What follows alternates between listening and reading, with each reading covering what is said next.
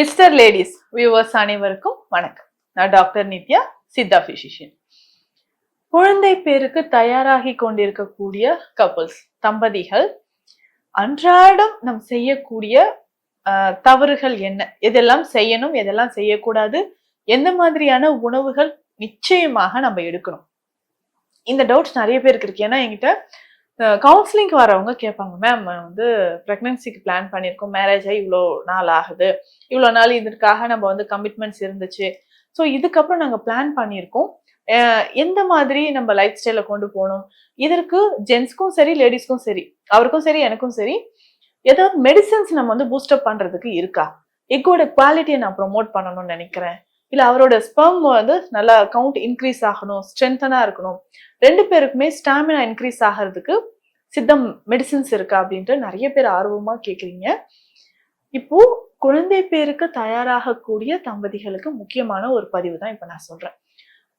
குழந்தை பேரு அப்படின்றது இயற்கையாக நடக்கக்கூடிய ஒரு விஷயம். ஒரு ஆணும் பெண்ணும் சேர்ந்து ஒரு குழந்தை உருவாகிறது, அதுக்கப்புறம் நம்ம பாத்துக்கிறது எல்லாமே இயற்கை சார்ந்து இருந்துச்சுன்னா நமக்கு ரொம்ப சந்தோஷமாக இருக்கும். அதே மாதிரி எடுக்கக்கூடிய உணவுகள் பார்த்தோம்னா இயற்கையோடு சேர்ந்ததாகவோ, இல்ல நம்ம எடுக்கக்கூடிய மருந்துகள், சித்த மருந்துகளும் அந்த இயற்கையான முறையில அந்த மூலிகைகளோட சேர்த்து நம்ம எடுக்கும்போது குழந்தையுமே நமக்கு ரொம்ப ஆரோக்கியமாக பிறக்கும் அப்படின்றது ஒரு நிதர்சனமான உண்மை.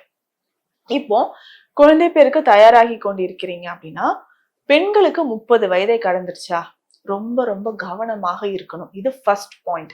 30 வயதை கடந்திருக்கக்கூடிய பெண்கள் குழந்தை பேர் தயாராகுனா இம்மிடியட்டா நம்ம கன்சீவ் ஆகிறதுக்கு என்னென்ன வழிமுறையோ அதை நம்ம ஃபாலோ பண்ணணும்.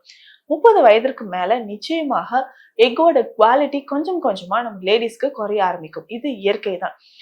சில பெண்கள் என்கிட்ட வரும்போது, மேம் எனக்கு இந்த கமிட்மெண்ட்ஸ்னால 35 இயர்ஸ் ஆயிடுச்சு, 40 இயர்ஸ் கூட ஆயிடுச்சு, இதுக்கப்புறம் தான் நான் மேரேஜ்க்கே பிளான் பண்ணியிருக்கேன், மேரேஜ்க்கு அப்புறம் எனக்கு பேபி கன்ஃபார்மா இருக்குமா இல்லையா எனக்கு டவுட்டாவே இருக்கு, இந்த மாதிரி எல்லாம் சந்தேகங்கள் நிறைய பெண்களுக்கு இருக்கு. அப்போ 30 வயதை கடந்துருச்சுன்னா ரொம்ப இம்மிடியட்டா அதற்கான குழந்தை பேருக்கான வழிமுறைகளை நம்ம ஃபாலோ பண்ணணும். இதுல பெண்களை பொறுத்த வரைக்கும் உணவில் என்னென்ன எடுக்கணும், முக்கியமா எதை தவிர்க்கணும் அப்படின்றத நம்ம மனசுல வச்சுக்கணும்.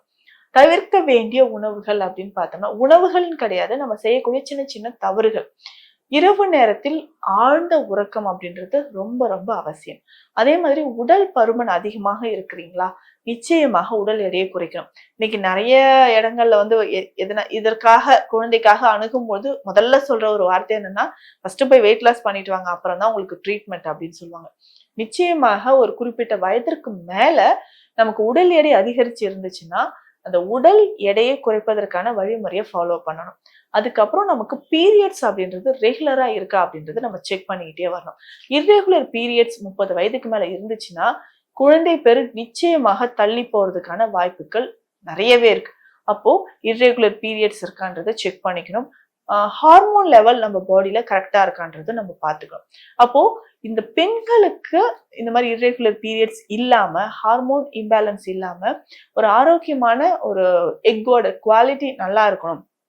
எவ்ரி மந்த் நமக்கு ஃபாலிகல்ஸ்ல இருந்து ஒரு எக் ரிலீஸ் ஆகணும். ஸோ ஓவுலேஷன் டைம்ல அது கரெக்டா நடந்து நம்ம கன்சீவ் ஆகணும்னா நம்ம கவனத்துல வச்சுக்க வேண்டிய விஷயம் என்னன்னா, உணவு முறையில் அதிகமான இரும்புச்சத்து இருக்கக்கூடிய உணவுகள் எடுக்கணும். மல்டி விட்டமின்ஸ் அப்படின்றது ரொம்ப முக்கியம். அப்போ கீரைகள் சார்ந்த உணவுகளை எடுத்துக்கிட்டு வரணும். கீரைகள் அப்படின்னு சொல்லும்போது வெந்தயக்கீரை ரொம்ப ரொம்ப சிறந்தது அப்படின்னு சொல்லலாம். அடுத்தது பார்த்தோம்னா பசலைக்கீரை. இந்த வெந்தயக்கீரையும் பசலைக்கீரையும் பார்த்தோம்னா இலைகள் வந்து நல்லா தடிமனா இருக்கும். இதுல இருக்கக்கூடிய சத்துக்கள் நம்ம கர்ப்பப்பைக்கு, பெண்களுக்கு யுட்ரஸ்க்கு ரொம்ப வலிமை சேர்க்கக்கூடியது அப்படின்னு நம்ம தெரிஞ்சுக்கலாம். ஸோ அந்த அளவுக்கு நம்ம ஆரோக்கியம் சார்ந்து இருக்கக்கூடிய விஷயங்கள்ல கீரைகள் ரொம்ப முக்கியம். அதே மாதிரி அடுத்த முக்கியமான விஷயம் என்னன்னா, சாப்பிடக்கூடிய உணவில் அதிகமான புரோட்டீன் இருக்கிற மாதிரி பார்த்துக்கணும். இதுலயுமே வந்து பார்த்தோம்னா அந்த கால்சியம், அப்போ கேழ்வரகு ரொம்ப ரொம்ப முக்கியம். பெண்களை பொறுத்த வரைக்கும் அந்த கர்ப்பப்பை நல்லா வலிமையாக இருக்கணும், எக்கோட குவாலிட்டி நல்லா இன்க்ரீஸ் ஆகணும்னா கேழ்வரகு உணவில் நிறைய சேர்த்துக்கணும். இதை சார்ந்து இது வந்து கேழ்வரகு வந்து பாலோடு சேர்த்து ஏலக்காய் சுக்குத்தூள் எல்லாம் சேர்த்து இது மால்ட் மாதிரி சத்து மாவு மாதிரியும் டெய்லி காலையில குடிச்சிட்டு வரலாம். அப்போ சித்த மருந்துகளும் நிறைய இருக்கு. ஸோ அப்போ அந்த எக்கோட குவாலிட்டியை ப்ரொமோட் பண்ணணும் அப்படின்னா சதாவரி மாதிரியான மூலிகைகள்ல இருந்து செய்யக்கூடிய மருந்துகள் இருக்கு. அப்போ இதுல முக்கியமா நம்ம கிளினிக்ல வந்து பார்த்தோம்னா தச வேராதி சூரணம் அப்படின்ற ஒரு மருந்து இருக்கு. இது பெண்களுக்குன்னே ஸ்பெஷலா செய்யக்கூடிய ஒரு முக்கியமான மருந்துன்னு சொல்லலாம்.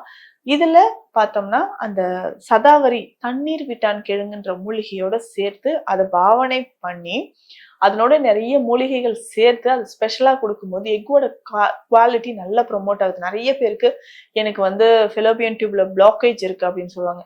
பிளாக்கேஜை ரிலீஃப் பண்ணிட்டு நேச்சுரலாவே நமக்கு ஓவுலேஷன் நடந்து கன்சீவ் ஆன பெண்கள் நிறைய பேர் இருக்காங்க. அப்போ உணவு முறையில் இது எல்லாமே நம்ம ஃபாலோ பண்ணிட்டு வரணும். அதற்கு அடுத்தது ஆண்கள் ஸ்பெஷலா கவனிக்க வேண்டிய விஷயம் என்ன? பெண்களை சொன்ன மாதிரி ஆண்களுக்கும் ஆழ்ந்த உறக்கம், அதுக்கப்புறம் ரொம்ப டிப்ரெஷன் இல்லாம நம்ம பார்த்துக்கணும். இப்போ பெண்களுக்கு நான் எக் குவாலிட்டி இம்ப்ரூவ் பண்றதுக்கான சில வழிமுறைகள் சொன்ன மாதிரி ஆண்களுக்கு ஸ்பெர்மோட கவுண்ட் இன்க்ரீஸ் ஆகிறதுக்கும் எரெக்ஷன் ப்ராப்ளம் இல்லாமல் இருக்கணும், அந்த விரைப்புத்தன்மை நார்மலா இருக்கிறதுக்கான சில வழிமுறைகள் இருக்கு. இதுலயுமே வந்து பார்த்தோம்னா அசைவ உணவுகள் எடுக்கும்போது சிக்கன் சார்ந்த உணவுகளை டோட்டலா அவாய்ட் பண்றது நல்லதாக இருக்கும். அதுக்கப்புறம் வந்து பார்த்தோம்னா தினமுமே நம்ம உணவில் அடிக்கடி இந்த நார் சத்து அதிகமா இருக்கக்கூடிய காய்கறிகள் எடுக்கணும். இதுல முக்கியமா பார்த்தோம்னா கோவக்காய் ரொம்ப ரொம்ப சிறந்தது. ஆண்களோட உடல் வலிமைக்கு இந்த கோவக்காய் ரொம்ப சிறந்தது அப்படின்னு சொல்லலாம்.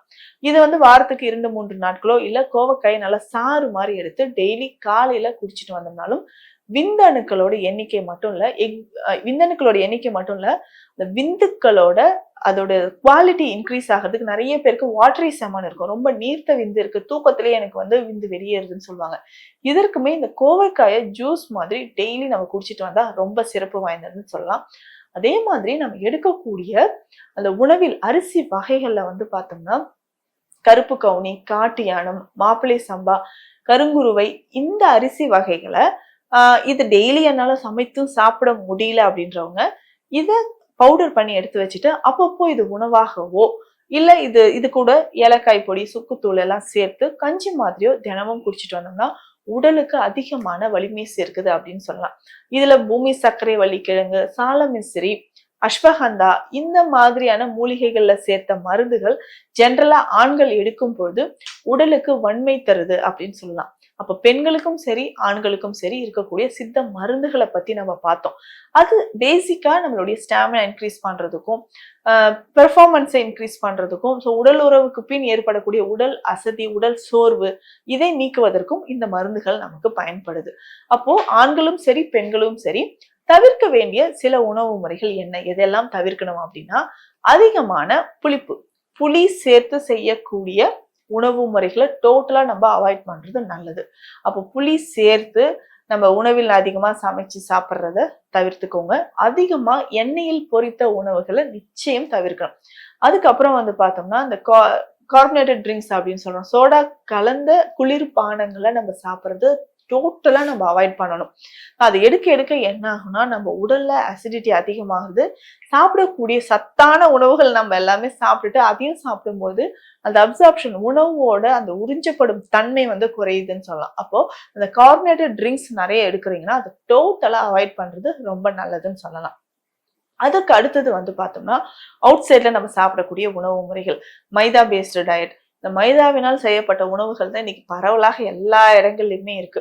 ஒரு கேக் சாப்பிட்றோம், இல்ல வெளியில நீங்க எங்கன்னா போறீங்க, ஒரு தியேட்டர்ஸ்க்கு போறீங்க, எல்லா இடங்கள்லயுமே நமக்கு இந்த மைதா சார்ந்த உணவுகள் தான் ஆக்கிரமிச்சிருக்கு.